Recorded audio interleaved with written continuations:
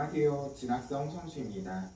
지난 영상들을 통해서 대학 간의 차이를 발견하는 데에는 수능 영역별 반영 비율이나 아니면 수능 활용 지표 이런 것들을 확인해야 한다 이렇게 말씀드렸었는데요. 그런 대학 간 차이를 가져오는 것들이 또 하나 있습니다. 바로 절대평가인 영어인데요. 사실 영어에 대해서는 절대평가이기 때문에 그다지 많은 신경을 쓰시지 않는 그런 수험생분들이 있으신 것 같아요. 하지만 이 영어가 어떻게 대학 간의 차이를 가져오는지 이것들을 한번 확인해 보도록 하겠습니다. 먼저 영어가 절대평가돼서 시행된 지는 올해가 3년째이죠. 재작년 그리고 작년에 이미 두 번의 수능이 치러졌었는데요.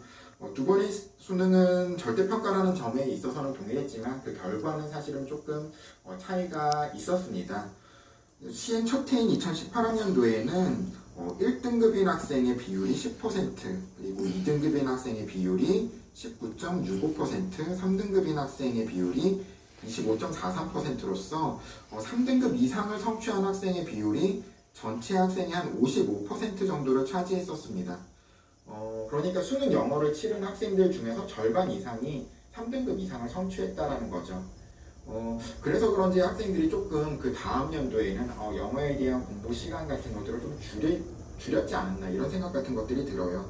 보면 사실은 어떤 난도의 차이가 급격히 올라갔다 이렇게 보이진 않지만 2019학년도에는 1등급의 비율이 전년에 비해서 절반으로 줄었습니다. 2등급과 3등급의 비율도 마찬가지로 줄었어요. 전체적으로 보면은 한 40%, 대략적으로 한 40%로서 물론 3등급 이상의 인원이 40%라고 하는 것들은 많은 인원이기는 하지만 전년도에 비해서 그런 인원이 많이 줄어든 거죠. 아무래도 아까 말씀드린 것처럼 영어가 조금 수월하다 이런 인식 때문에 조금 시간 투자를 덜 했을 것 같고 아마 올해에는 이미 6월, 9월 이런 시험들이 마냥 쉽게만 나오지는 않았었기 때문에 조금은 더 준비하신 학생들이 많으실 거라고 생각이 됩니다. 어쨌든 이런 어떤 절대평가인 영어 이런 것들을 이제 대학이 어떻게 활용하는지에 따라 가지고 그 차이점 같은 것들이 발견될 텐데요. 물론 오늘 예시로 말씀드릴 대학들은 좀 상위권 대학들, 선호도가 높은 대학들이죠. 하지만 이런 대학들 간에 있어서만 차이가 발생하는 건 아닙니다. 본인들이 지원을 희망하는 대학들 아니면 점수대에 맞는 대학들 이런 것들의 대학들도 그 대학들 간의 차이 같은 것들을 발견하셔야 되는데요. 먼저 그냥 예시로서 보여드릴 수 있는 서울대, 연대, 고대 같은 경우에는 연세대를 제외하고 서울대와 고려대는 영어를 특정 반영 비율을 가지지 않고 감점 처리합니다. 그러니까 국어, 수학, 탐구 영역 이런 것들로 총점을 낸 다음에 영어 등급에 따라서 그 점수에서 감점 처리를 한다는 거죠. 이런 어떤 감점되는 점수 차이 이런 것들을 보면 사실은 특히 서울대 같은 경우에는 굉장히 그 차이가 적다라는 걸 보실 수 있어요. 1등급에게는 감점을 하지 않지만 2등급은 0.5점을 감점하고 3등급은 1점을 감점하고 4등급은 1.5점을 감점하고 9등급을 받는다고 하더라도 4점밖에 차이가 나지 않죠. 그래서 재작년 같은 경우에는 수능 영어 4등급인 학생도 서울대에 합격했다 이런 어떤 뉴스 같은 것들이 화제가 되었었습니다. 고려대 같은 경우에도 사실 그 차이가 굉장히 크다라고 할 수는 없어요. 하지만 3등급 혹은 4등급인 학생이 고대에 합격하기는 사실은 어려움이 있겠죠. 정시라는 것은 소수점 단위로 합격과 불합격이 이제 갈리는 전형이다 보니까 5점이라면 사실은 굉장히 큰 차이다라고 받아들이셔야 될 것 같아요. 그런데 연세대는 1등급과 2등급의 차이가 5점입니다.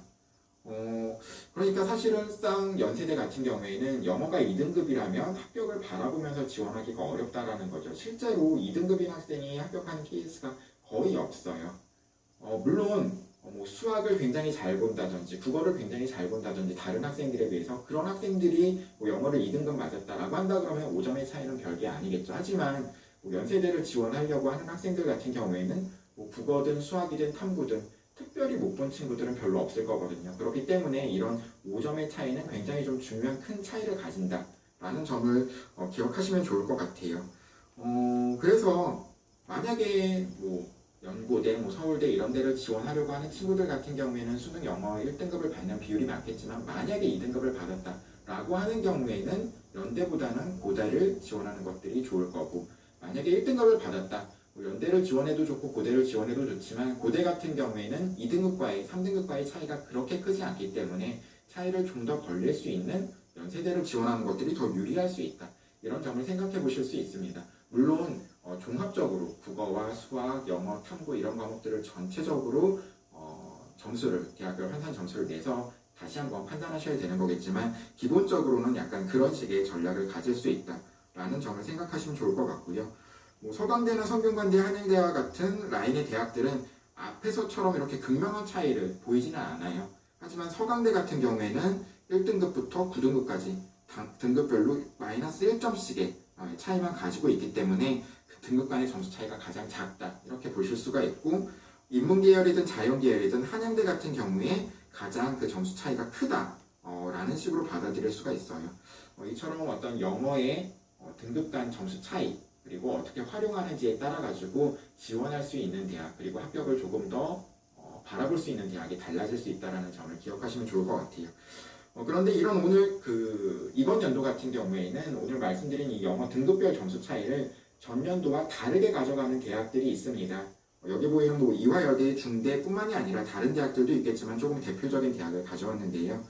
작년에 이대 같은 경우에는 등급별 점수 차이가 모든 등급에서 10점씩 났었어요.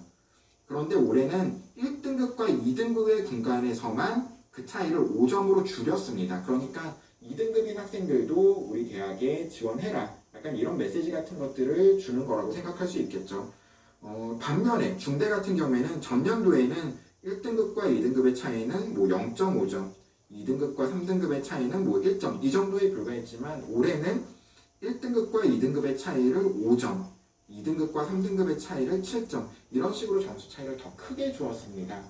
뭐 2등급인 학생은 지원하지 말아라 이런 의미는 아니지만 좀 영어를 통해서 학생들을 변별하겠다라는 어떤 의지가 드러난 부분이라고 생각해야겠죠.